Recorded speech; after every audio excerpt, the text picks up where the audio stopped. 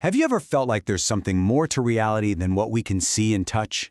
Well, we're about to explore a fascinating hidden connection between a genius who was misunderstood in his time, the very fabric of our universe, and a power that, according to some, we all have. This is the story of a secret frequency that just might shape everything. And it all really kicks off with this incredible quote from the man himself, Nikola Tesla. His idea was radical. He said, look, if you really want to understand how everything works, you're looking in the wrong place. Don't focus on physical stuff, on matter. He was convinced the real secrets lie in the invisible forces that make it all happen: energy, frequency, and vibration. He believed reality has a language, and he was trying to teach it to us. And you know what? For thinking like this, he was pretty much dismissed by the mainstream scientific community. He was essentially arguing that everyone else was just studying the effects, the physical world, while he understood the fundamental cause. It was an idea so far ahead of its time that it basically made him an outsider. So to really wrap our heads around what Tesla was talking about, we're going to do what modern science does best. Let's go on a little journey together, starting from the world we see every day and zooming all the way down to its most fundamental, invisible building blocks.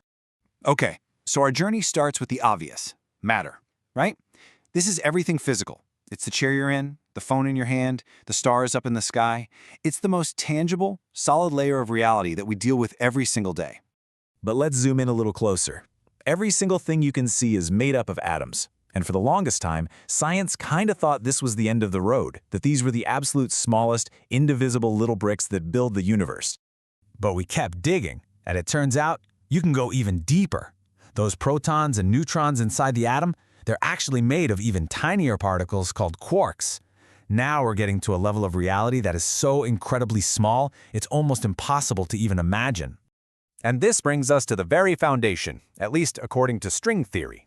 At the very bottom of it all, everything, you, me, the entire universe is made of these unimaginably tiny, vibrating strands of pure energy. Now here's the really mind-blowing part. It's the specific vibration, the way a string wiggles, that determines what it becomes. A different vibration, and you get a quark. Another vibration, you get an electron. At its core, reality is a cosmic symphony of vibrations. And that right there is the big question, isn't it? This is where our current understanding hits a bit of a wall. Science can tell us that these strings are vibrating, but it can't tell us why. Who or what is conducting this cosmic orchestra? This is the exact point where modern physics pauses and where Tesla's secret insight really comes into play. The proposed answer, when you look at it through Tesla's lens, is a concept you've probably heard of: the law of attraction. Now hold on, because this isn't just about positive thinking. In this context, it's presented as a fundamental law of physics. The idea is that we are the conductors of that symphony. We are the ones shaping our own reality. So here's the core idea. Our own consciousness, our thoughts, our deepest beliefs, our feelings, is constantly broadcasting a specific frequency out into the universe. It's this personal frequency that then tells those universal strings how to vibrate. And in doing so, it attracts people, events, and situations that are a perfect match for that vibration. This whole idea really creates two very different paths you can go down. If you're broadcasting a positive frequency, one of gratitude, faith, and optimism, you act like a magnet for more good stuff: success, peace, positive people. But if you're broadcasting a negative frequency, fueled by doubt, fear, and worry, it becomes a kind of self-fulfilling prophecy, attracting hardship and negativity. The principle is pretty simple.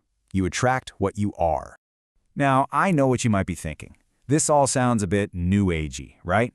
But the argument here is that this isn't a new idea at all. It's an ancient truth that echoes across different cultures, spiritual paths, and we even see hints of it in some incredible modern achievements. Just take a look at these examples. You see it in a sacred Islamic teaching, which says that God responds to us based on how we think of him. It's the whole point of massive bestsellers like The Secret. You see it in pop culture with famous movie lines about the universe conspiring to help you. And you see it in these insane feats of human will, like strongman Eddie Hall, lifting a weight everyone said was impossible, by intensely believing he was lifting a car off his family. We can even see this principle in action when scientific experiments show how sound frequencies can organize simple sand into beautiful, complex patterns. The source material connects all of this to a really profound spiritual idea: the divine command, be, or kun in Arabic. This isn't just a word. It's framed as the ultimate divine frequency. a vibration so pure and so powerful that it commanded the strings of the universe to come together and form all of creation. You could say it was the original act of attraction. Okay, so if this is a fundamental law of how things work, the next logical question is, how do we actually use it? How can we consciously and deliberately tune our own frequency to create the life we want? Well, let's get practical, because there's a path laid out for this. It really boils down to 4 key steps. First, you have to set a crystal clear goal. You need to know exactly what you're aiming for. Step 2, and this is the big one, you have to believe, truly, deeply believe that it is possible for you to achieve it.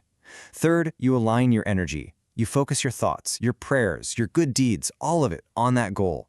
And finally, you have to take positive action. You have to start moving towards it.